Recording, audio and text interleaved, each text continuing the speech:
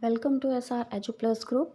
आज की स्लाइड में हम सीखने वाले हैं कि जो बच्चे जेड-बीसी स्ट्रीम्स के होते हैं उनको अपनी प्रैक्टिकल फ़ाइल कैसे प्रिपेयर करनी है। तो Z-BC means zoology, botany, chemistry. तो जेड-बीसी में से भी हम लोग सबसे पहला टॉपिक बॉटनी का लेने जा रहे हैं यहाँ पर कि बॉटनी की प्रैक्टिकल फ़ाइल को कैसे प्रिपेयर करना है। और जैसा कि आप जानते हैं बॉटनी की बात चल रही है, तो बॉटनी में हम लोग के कुछ टॉपिक्स हैं। जैसे पहला टॉपिक हमारा फंजाई होगा, फिर एल्गी, टेरिडोफाइट, जिम्नोस्पर्म। तो इस तरह ये सारे टॉपिक्स होंगे बॉटनी के। तो इनके बारे में हम लोग पता करेंगे कि कैसे लिखते हैं प्रैक्टिकल फाइल्स में।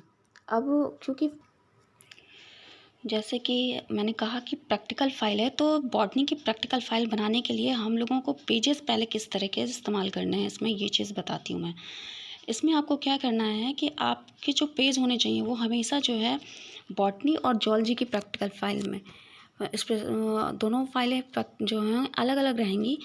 बॉटनी में जो हम पेज यूज़ कर रहे हैं वो एंटी मार्जिन होंगे। कहने का सेंस है कि जो लेफ़्ट हैंड साइड है वहाँ पर रूल्स होंगी और जो राइट हैंड साइड है वो ब्लैंक होंगे। लेफ़्ट हैंड साइड में हमें कमेंट्स देने हैं और जो राइट हैंड साइड पेज है उसमें डायग्राम ड्रॉ करना है। तो इसमें हम लोग आज पहला टॉपिक जो है हम लोग उठा रहे हैं वो है फंजाई। तो फंजाई, अब क्योंकि हम फंजाई डिस्कस कर रहे हैं तो हम मुझे लगता है कि आप लोगों को बेसिक फंजाई के बारे में मालूम ही होगा कि फंजाई जो है किसी डेथ ऑर्गेनिज्म के ऊपर ग्रो करता है। तो जो डेथ ऑर्गेनिक मैटर होता है उसके ऊपर ग्रो करने का सेंस ये है क्योंकि फंजाई जो है ऑटोट्रॉपिक नहीं है, वो खुद का खाना प्रिपेयर नहीं कर सकता, वो किसी पे डिपेंड होता है। तो ये सब क्या करते हैं, ये फंजाई जो है जिस पर डिपेंड करते हैं तो वो उस पर मोस्टली क्या करते हैं, उनको हार्म करते हैं। Acts as a parasite. Mean parasite क्या होते हैं? पैरासाइट्स वो जो है ऑर्गेनिज्म होते हैं जो कि जिस पर डिपेंड रहते हैं अपने फूड के लिए, वो उसको नुकसान पहुंचाते हैं।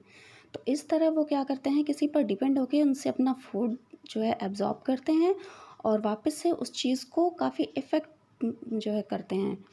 अब क्योंकि हम लोग यहाँ फंजाई का पहला टॉपिक डिस्कस करने जा रहे हैं जो कि है पायथम। ठीक है, तो पायथम में भी देखिए हम लोग क्या करते हैं, पहले जो हम ये राइट हैंड साइड रूल का पेज होता है उस पर हम पायथम का डायग्राम ड्रॉ करेंगे। और इसमें भी सबसे पहले हम लोग जो राइट हैंड कॉर्नर पे होता है, सबसे पहले हम लोग डिस्कस करते हैं क्लासिफिकेशन के बारे में।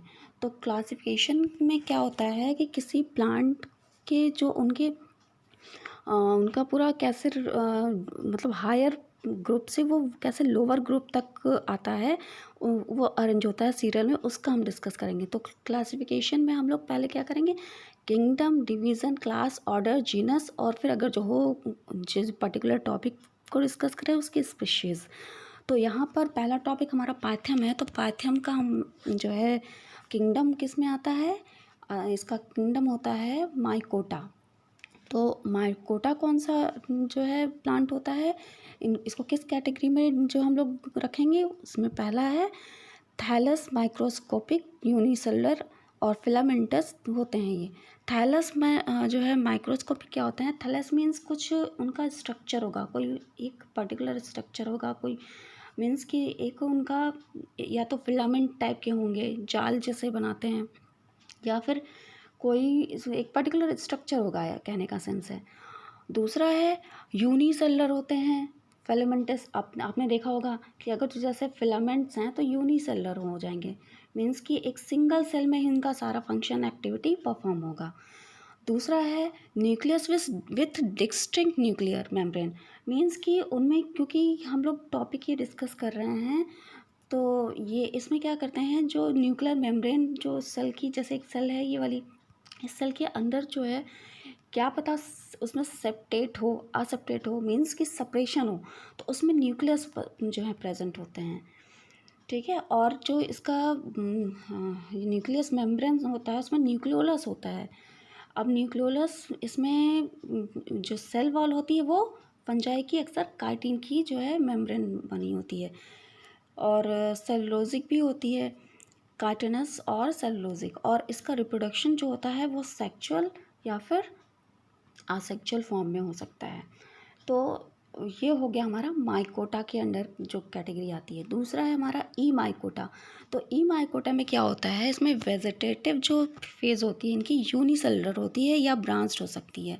यूनिसेलर मतलब कि एक सेल सिंगल होगी या फिर इसी में भी एक एक्स्ट्रा ब्रांच निकली होगी, दूसरी ब्रांच होगी कोई। तो इस तरह करके जो है ये यूनिसेलर या मल्टीसेलर भी हो सकते हैं। और इसके साथ साथ इनमें सेप्टा फॉर्मेशन भी होगा। सेप्टा मीन्स बीच से सेपरेट करके एक सेल को दूसरी सेल से आइडेंटिफाई कर सकते हैं हम लोग। फिर दूसरा फिर क्या होता है कि इनके साथ इसमें जो है मल्टी न्यूक्लिएट होता है। अब सेप्टा फॉर्मेशन हुआ है किसी चीज़ में तो इट मीन्स कि वो मल्टी सेलर ही होगी। तो इसमें जो है एक मल्टी न्यूक्लियस होता है। और सेप्टा फॉर्मेशन तो मैंने बता दिया। इसी तरह से ये जो सेल होती है वो या तो यूनिसेलर होगी या फिर बाईसेलर होगी। ठीक है। और जो स्पोर्स होते हैं और गैमेट्स होते हैं वो रिप्रोडक्शन के ड्यूरिंग जो है फॉर्मेशन उनका होता है। अब हमारा ये जो कैटेगरी थी ये हमारी एमाइकोटा के अंडर आती है। नेक्स्ट है हमारा ओमाइसिटीज़। तो ओमाइसिटीज़ में क्या होता है, इसमें जो माइसिलियम जो होती है, माइसिलियम किसे कह रहे हैं, एक सिंगल फिलामेंट को।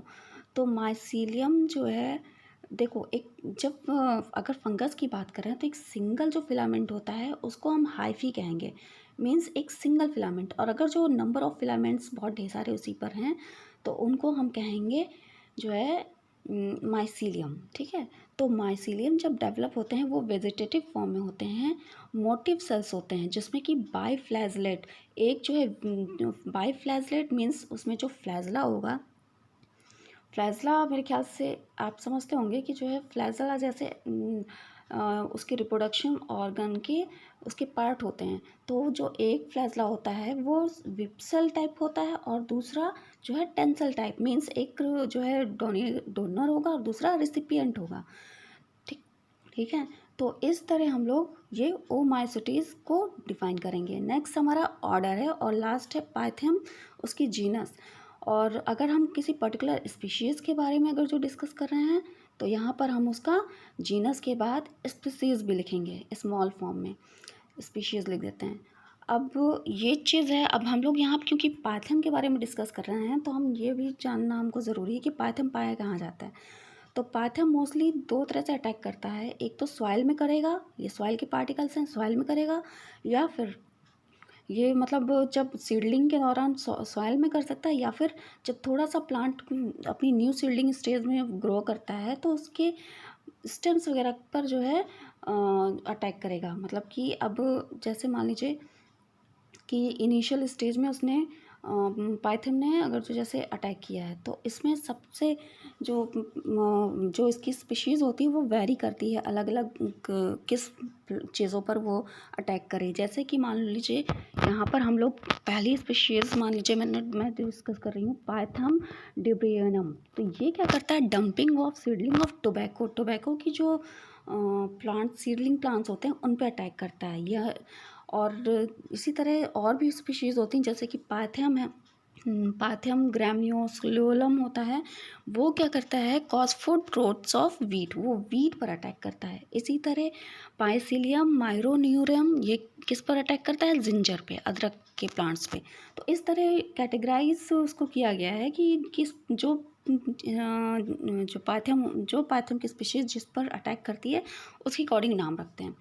अब यहाँ पर आपको दिख रहा होगा कि एक वेल डेवलप्ड माइसीलियम जो है कैसे बनता है। सॉइल के पार्टिकल्स हैं, सॉइल के पार्टिकल्स में से माइसीलियम देखिए ये एक वेल डेवलप्ड स्पोरेंजिया है।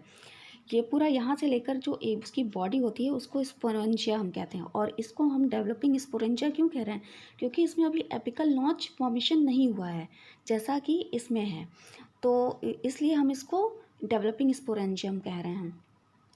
अब इसमें जो स्पोरेंजियम में एक पहले तो यहाँ स्टॉक होती है, स्टॉक के जो ऊपर बल्ब लाइक स्ट्रक्चर होता है उसको हम क्या बोलेंगे, जो है स्पोरेंजियम। स्पोरेंजियम में क्या होता है, अंदर स्पोर्स होते हैं और इसके टॉप पे जो है एपिकल पेपला, इसमें वो सबसे ऊपर जो एक फ्लूइड टाइप का होता है तो एपिकल पेपला में होता है और उसके अंदर न्यूक्लाई काफ़ी ढेर सारे होते हैं। और जो ये इसकी वॉल होती है वो स्पोरेंजियल वॉल कहलाती है।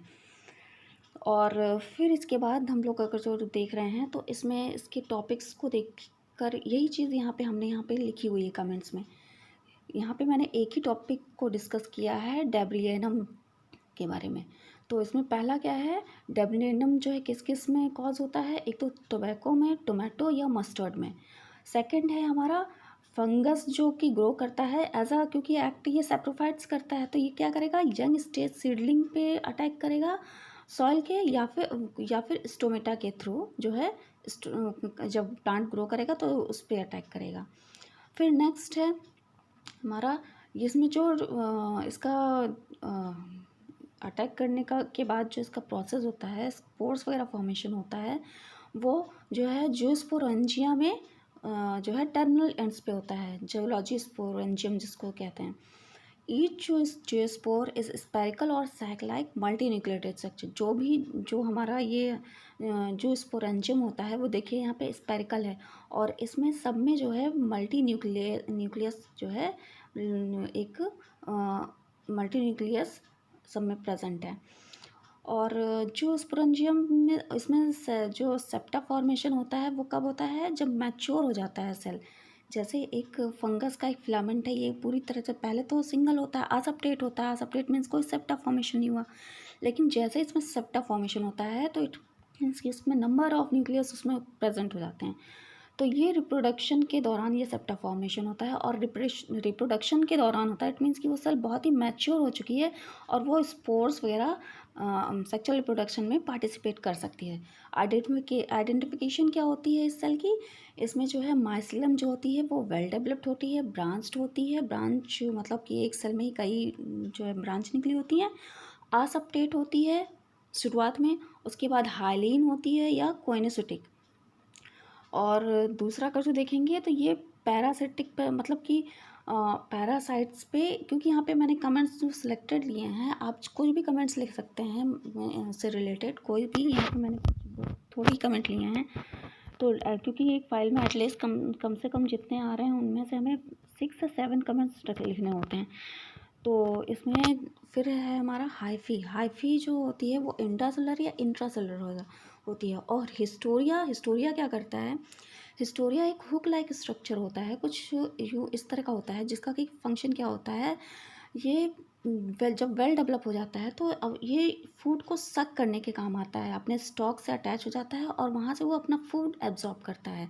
तो हिस्टोरिया का ये काम होता है। तो प्रीवियस टाइम में होता है, पहले तो प्री टाइम में जो है हिस्टोरिया एब्सेंट होता है, लेकिन जब वेल डेवलप एक माइसिलियम बन जाता है तो हिस्टोरिया उसमें प्रॉपरली डेवलप हो जाता है, और उसका वो फंक्शन क्या करता है, उस माइसिलियम को अपने न्यूट्रिएंट से फूड जो है एब्जॉर्ब करने का काम करता है।